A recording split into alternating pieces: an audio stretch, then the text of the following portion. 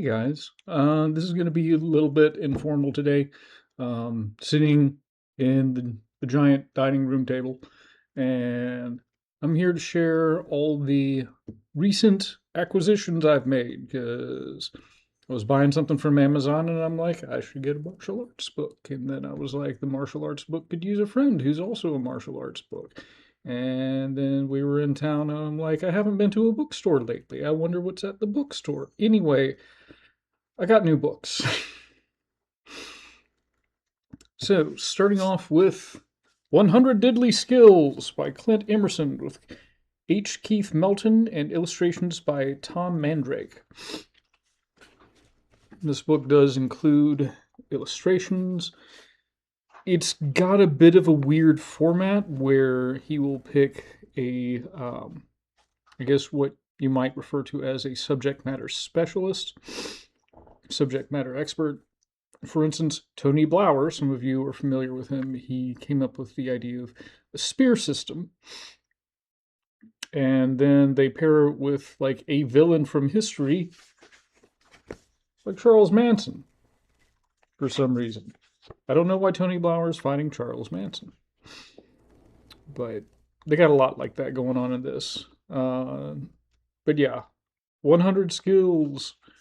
The combat edition, so this one is specifically on mostly hand-to-hand combat. Um, we do have some unarmed stuff. The boxer Tony Jeffries is featured in here, so there's like a section specifically on boxing. There's a lot of deploying weapons while you're engaged in hand-to-hand combat. This includes both pistol and knife. There's pistol and knife work in here. So a bit broader field than what I tend to get, but very self-defense focused, I would say. Next is Cage Kings by Michael Thompson, I guess. This is very much, oh man, look at all the notes and citations and stuff. Very much an exploration of how an unlikely group of moguls, champions, and hustlers transformed the UFC into a $10 billion industry, which is the subtitle. But yeah, this is an in-depth look at that. Seems like they profile certain fighters. Like I've seen them having sections on like Nick Diaz, Randy Couture, Forrest Griffin, and of course, the money behind the company, the Fertitta brothers and all that.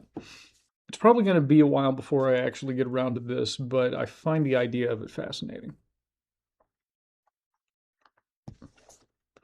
Next is a classic, Championship Fighting by Jack Dempsey. You can find this for free on PDF, and for years I've debated whether or not to get this, but I guess the fact is I do like holding physical material. I prefer to read it like this over PDF. But yeah, this is Dempsey's classic work and still cited by a lot of people when it comes to things like, what knuckles to land with and how to generate power. So, good classic book. Here's another neat one. A Killing Art, The Untold Story of Taekwondo by Alex Gillis. I've actually begun reading this. I don't know a whole lot on Taekwondo history. That's sort of an unexplored area of my expertise. So this has been recommended by multiple people online, and I'm very curious as to the actual content. I've actually begun reading this one. So, as per usual, I will put up a which one of these should I review first? This might actually make it on the list, despite the fact that it's mostly text and it's not an instructional, what I typically review. Just because I am fascinated by it.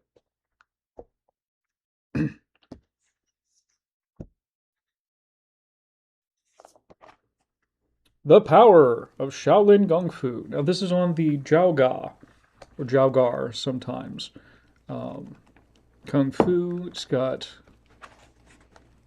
black and white pictures. And Jiaogar is one of the 5 families of Kung Fu, I believe.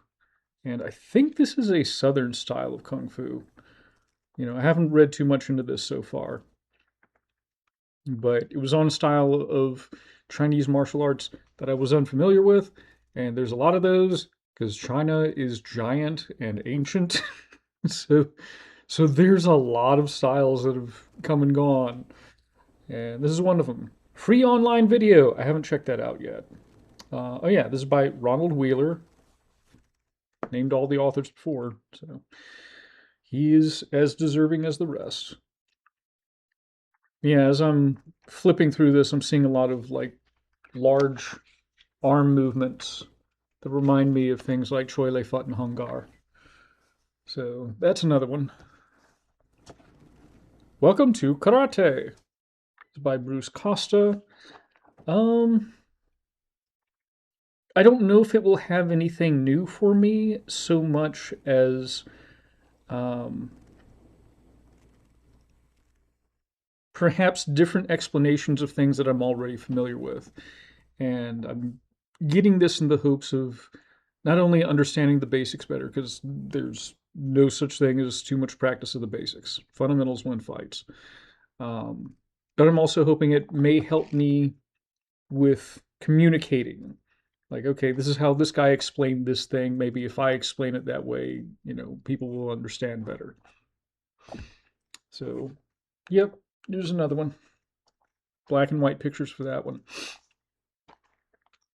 Practice Drills for Japanese Swordsmanship by Nicholas Suino. Suino. These tend to use illustrations, which I actually prefer for things like this. It has partner drills, individual kata. It's going to be interesting to go through, and for those who've been fans of the channel for a while, you know that I do have a synthetic bokken, so might be nice to get some use out of this. Whew. Sambo Wrestling. This was originally published in 1949. John C.S. Lehman, I guess. Lehmann. Lehman, maybe. This is probably the most disappointing product just because it's photos, actually. Tend to be pretty washed out, and it's sort of difficult to tell what's going on in some of them. Not a whole lot of action photos in here. And so we're getting, 3-page description and 1 picture. And, I think techniques are easier to see visually. I frankly have pretty good reading comprehension, if I do say so myself. So I can usually figure out what's being described. But again, visually, I would prefer seeing the technique. And we have Jeet Kune Do, Arsenal of Self-Expression by Terry Tom. And she's from the Ted Wong lineage of Jeet Kune Do, so very much in keeping what Bruce Lee originally taught. Ted Wong himself is featured here, and also we get color photos, which are always a bonus. So I appreciate the modern way that this was put together. I'm curious to see, it's actually quite extensive, what we actually get with that. So I have one of Ms. Tom's other books on the straight lead, and in that she takes a little time to basically bash the Inosanto lineage. And it takes away from the book because it's like, here's how to do a thing, and by the way, that guy sucks. Here's how to do another thing, and it just sort of interrupts the book itself. I've just got this book today, so I've just been looking at the pretty pictures, and I haven't really looked at any of the text yet. I hope this one doesn't do that. because regardless of whether you agree or disagree with their position, it does tend to take away from the rest of the book. It's like hitting a reading speed bump. You know, I'm here to learn how to do a thing, not to listen to your personal grievances with some other instructor. So that might be maybe a bit of bias on my part. I like the so-called original Jeet Kune Do, um, as far as like the technical side of it, but I also have a tremendous amount of respect for Dan Inosanto as a martial arts practitioner. And I can also definitely see, and frankly, for the most part, agree with the idea of Jeet Kune Do concepts that if you can take these ideas and apply them to other things. As to whether or not you should call that Jeet Kune Do, that is a subject of some debate, even within myself. Um, but it does look like a very well put together book. So I'm hoping that it at least has some good stuff when it comes to the technical side of it, which is what I'm here for. So anyway, those are all the new books that I got, and I got to figure out how many of them I want to put up for you guys to vote on. I'm slowly getting around to reviewing all the other books. Let's see. I recently did the Dr. Yang Ming's Chin Na book. What was the other one you voted on? The Savat book. Yeah. Um, so I finished filming that. It's in the can. I have many much videos to edit, and that's among them. So that'll be out in about a month or so. Um, the next one that should come out is probably the I got one on the book Small Circle Jiu Jitsu by Wally J. And it just it's just going to be easier for me to put that one out before any of the other book reviews. But anyway, take a look at the community tab. That's where I'm going to put out the quiz to pick between some of these books, like which one of these should I review, and you guys get to vote on it. And I do read your votes, and I do respond to them. It just sometimes takes a little while.